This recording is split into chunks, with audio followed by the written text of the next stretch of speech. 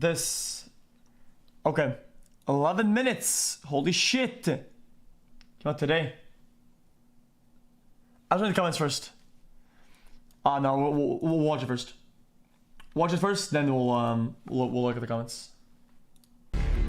Chat, guys, consider this sort of like gameplay, okay? Because I know not everybody likes to watch, which is fine, okay? Amazing. I want to watch this, okay? So consider like we're playing a game. No? Hi everyone, this is Jeff with the Overwatch team. Really excited to be back here in 2020 for our first developer update.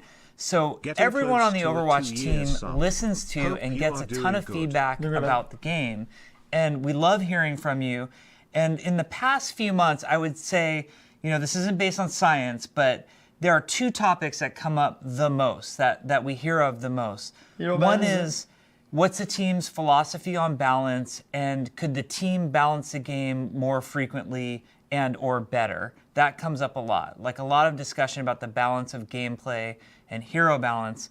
And then the other thing that we hear a lot of feedback and comments on is the concept of the meta of the game. You know, what heroes are played, are there other heroes that are viable to be played at any time, and what could the Overwatch team do to make sure that the meta was moving along more fluidly and more frequently? So I want to spend today's developer update talking about some things that we're doing very soon that will address these 2 points, balance and the meta.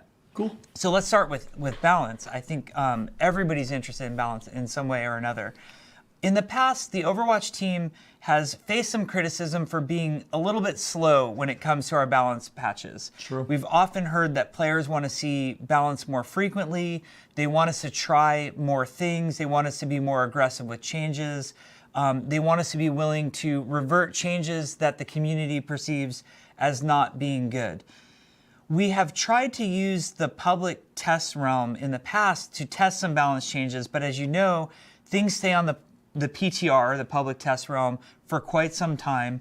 And we don't always make a lot of dramatic changes once something makes its way to the public test realm.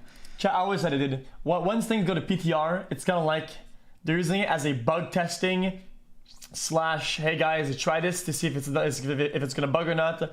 But the numbers always stay in, and then fuck it goes to live, dude. We have something that I think is really cool and really exciting in the pipe and in the works that will be coming soon to Overwatch, which is called the experimental card.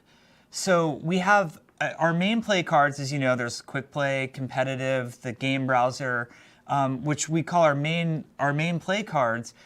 Every now and then, coming in the future, you will see a card pop up that says experimental.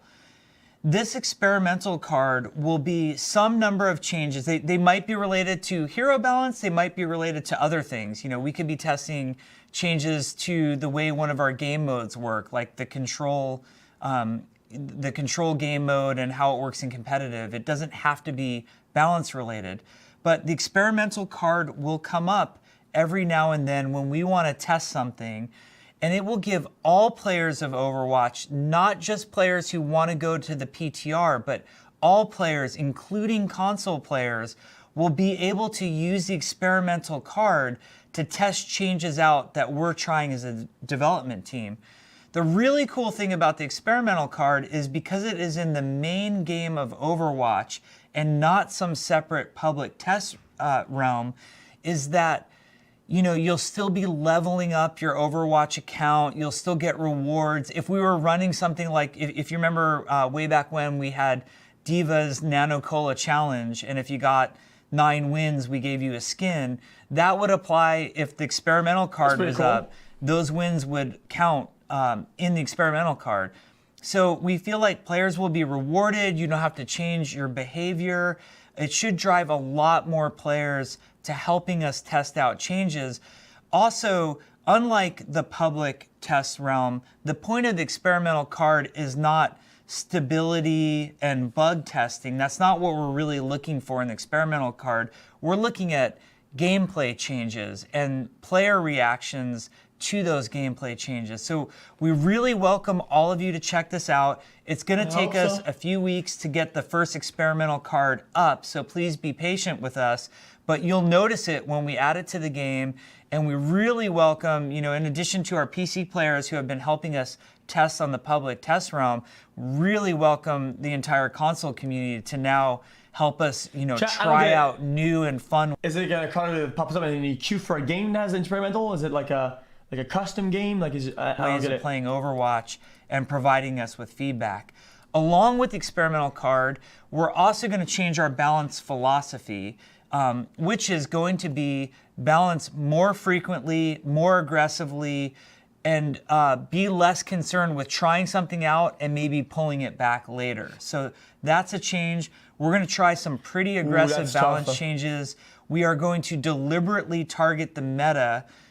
Before we used to balance with stability in mind. Okay, I need to say a word about this. This is very tough because whenever they do something too aggressive, like the Mercy Moth change, right? A lot of players that are bad use that to gain rating and self-confidence, and then they feel like they're good. Holy shit, I'm GM now, motherfucker. I'm tough, I'm so fucking good. And they feel like they built something, and when you take that away from them, they become crazy, they become delusional, they become they lose their mind and end up quitting the game, making hate threads, hateful DMs. They become crazy. That's like way more damaging than slow balancing did. Stability of the entire game. All Mercy mains, Brig mains, pretty much. All players in and delusional fucking Symmetra mains. Mind. Now we are going to balance more aggressively, targeting the meta and moving you off of the meta as frequently as possible, which means some heroes might get buffed, some heroes might get some changes to make them weaker. When that happens, we might revert it a few weeks later. So be looking for this type of balancing to happen. Be looking for changes in the experimental card, some of which will never go live.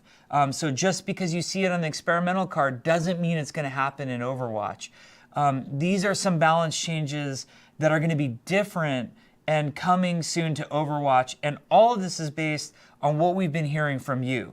We've been hearing this is what you want. You want us to balance more frequently. You want us to target the meta. You want these changes to happen more often, and you want us to include you in the process more. So all of this is designed to address that feedback. Now, I'd like to talk about Season 21 of Competitive for a minute.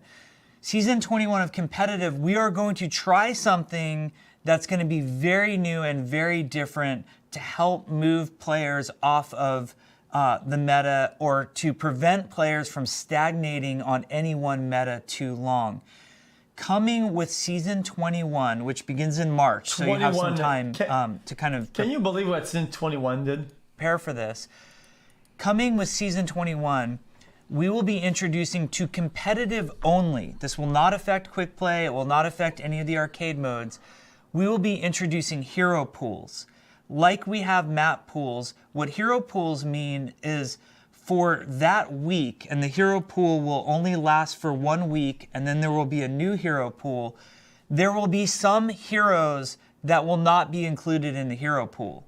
For example, in the first week of the hero pool, let's say Season 21 had just started, maybe Orisa, Sigma, Mei, and Moira are not in the hero pool. So players will have to think of a new strategy that doesn't involve those heroes, and that will last for 1 week, and then the hero pool will that's change. Pretty interesting, actually. Again, this is competitive only.